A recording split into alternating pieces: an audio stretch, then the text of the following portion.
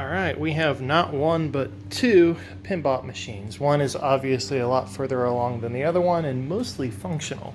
Complete with topper, really nice back glass, all sorts of cracked plastics, and overall, it's really hard to tell with these in video, but you've got the Mylar is coming up in a couple of places on here. Like if you look at the inserts, you can sort of push your finger down there and see how it's a little bit loose there. I'm assuming you could peel the Mylar off of this and the playfield would be just fine, but I have not attempted that.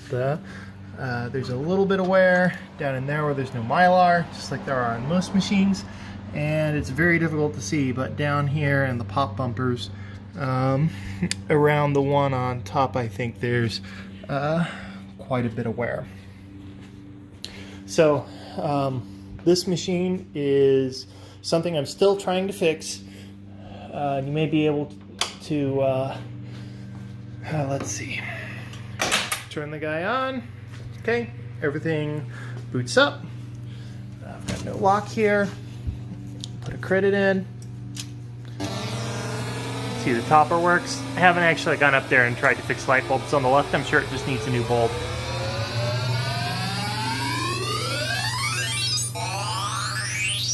Alright, so put the credit in, press start. So what's going on here is you'll hear the solenoid fire here and the solenoid fire here, but what does not happen is it does not eject the ball, and it does not eject the ball for a period of time. It's going to here in a few minutes, like anywhere between 30 seconds and 2 minutes, and I'm not sure why. You've got power in here and all the solenoids and whatnot activate, but it won't detect a drained ball, and the other solenoids won't fire until this ball pops out here in a little while. So in the meantime, I'm going to show you a couple more things. Here we have our second Pinbot machine. The original plan was to use this for parts on this and then take this playfield off and hang it and sell the cabinet. There's spare parts for whatever you need in here. Lift this up. You can see the 3-bank target is mostly there and disassembled right now. The pinball motor and visor and all that good stuff there is gone from this second one. It's been taken out. But there's a lot of parts and goodies, like 90% of what you need to put one of these back together.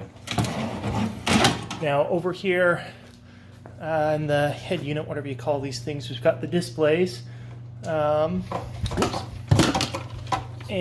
as you can see, most of the boards have been pulled out. I think we've got the topper board here, and we've got power for the flippers. We've got all sorts of wiring.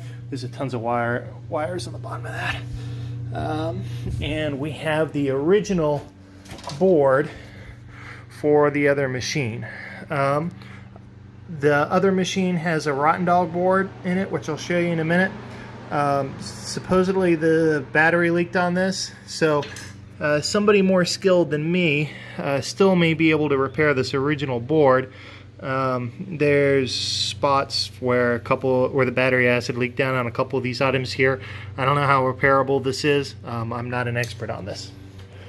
But if you look back over here at the other machine, lo and behold, the ball has ejected, which play. I've got one of two sound chips in here working, so the speech works and some of the sound effects, but the background music does not. So the other thing that's going on here, and I haven't tried to fix it yet, is the motor in this. It works, but I've got it unhooked right now. When you plug it in and you turn the machine on, the motor just goes up and down and up and down, and there's a couple of switches in there that I'm sure just need to be messed with. I haven't messed with it because I've been trying to figure out this logic to make this work. So As far as what's going on up here, to sum it up, the ball eject takes a little while to come into the out lane. I'm not sure why, like a couple of minutes. And then after that, it's like, it takes a little bit less time on subsequent balls. So you can still play it, but it's not quite there. There's the issues with the sound. The left bumper, pop bumper, I haven't tried to fix yet, but I'm sure one of these three over here should work just fine as a replacement, if need be. You've got all this stuff over here works like it should. The balls eject out of here like they're supposed to. The faceplate, which is one of those items that's always missing or cracked or messed up, is all still here. The ramps are all original. You got the little cracked plastic at the top of the vortex, and you have a working topper. Now I'm going to very briefly put this down and show you the boards. Oops.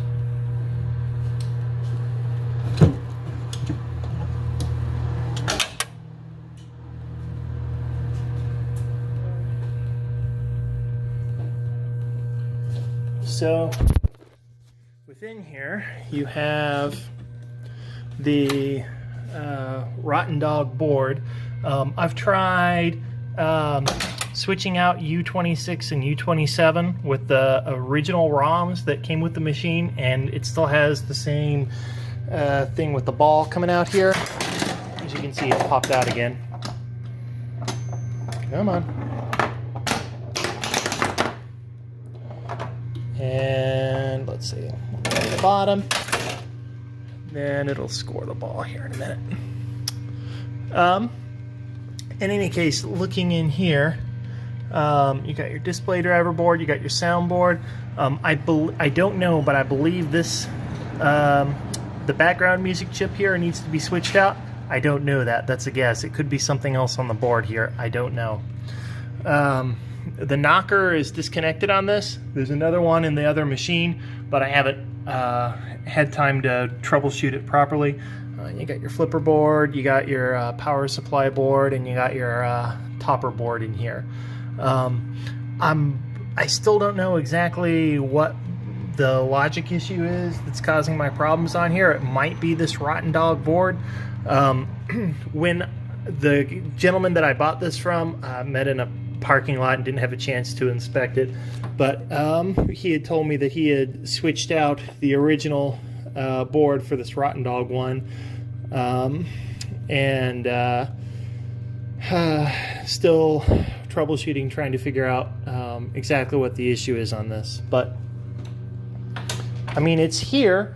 I did here, I'll show you what's under the hood here for a second. Pull this up. Bear with me just a second. I did switch this out to LEDs. Come on. Or mostly LEDs. When I got this, the general lighting on the right side wasn't working. I've got the general lighting on the right side working by... Okay, the ball just ejected out. On the right side working by hopping power from the left side to the right side, since it's running LEDs. There's a lot less power, and I haven't had any issues with it since I've done that.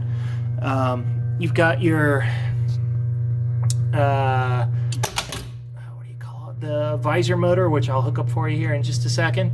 And you got all sorts of wiring and whatnot down there. The power, you can see somebody before me has gone through and hacked and put some of this stuff back together. I'm not sure exactly what's going on there, but everything that needs power seems to have power. I'm gonna try something for you here real quick. I've got the Pinbot motor for the visor here. I'll just show you. If I hook it up, you can see it on the underside here, but the motor will just sit there and continuously raise and lower. I'm not quite sure why it does that. So the motor is definitely good. I think it's the switches on the inside, which there's 2 switches in there that I haven't gotten a chance to fix yet.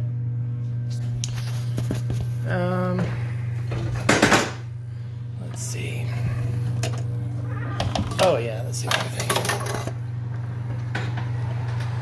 So in the interest of full disclosure, part of my issue seems to be that some of this wiring back here is a little bit sketchy between the top and the bottom.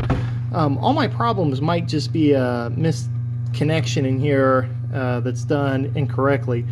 But if you think you know what's wrong with this, you know, you can get 2 Pinbots at a pretty good deal and fix it yourself. Or if you live far away from me and you have any bright ideas on how to fix it, I'm all ears. There we go. Oops. Let's try this again.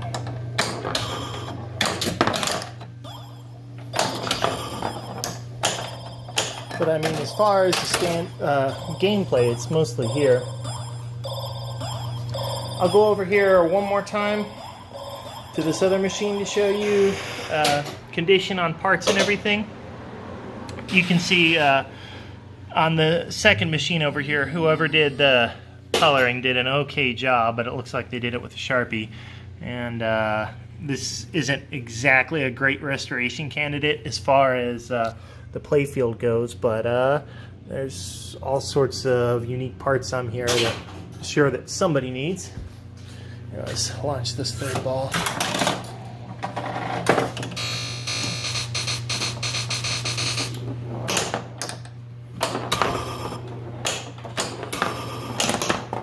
Alright.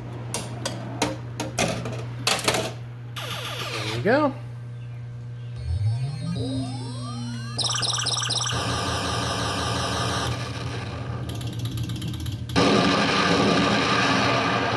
Alright, but there's the machine.